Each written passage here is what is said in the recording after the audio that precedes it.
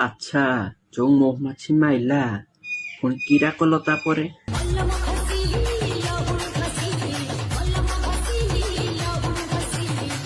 ଆଚ୍ଛା, ମଲମ ଘଷିଲ ଲହୁଣୀ ଘଷିଲ, ଦରଜ କମିଲା କି ନାହିଁ?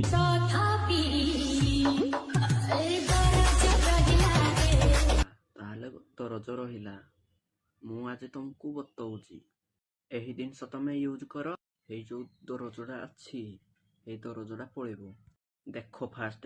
ଲୁହା ଚାବିକାଠି ଯଦି ଆପଣ ମାନଙ୍କୁ ଯୋଉ ଜାଗାରେ ଆପଣଙ୍କର ମହୁମାଛିଟି କାମୁଡିଛି ଆପଣ ମାନେ ସେଇ ଜାଗାରେ ଲୁହାର ଚାବିକାଠିଟି ସେଠି ଘଷନ୍ତୁ, ଦେଖିବେ ତାର ବିଷ ସେଠି ସଙ୍ଗେ ସଙ୍ଗେ ଚାଲିଯିବ ଏବଂ ଆପଣ ମାନଙ୍କର ଯନ୍ତ୍ରଣା ବି କମିଯିବ।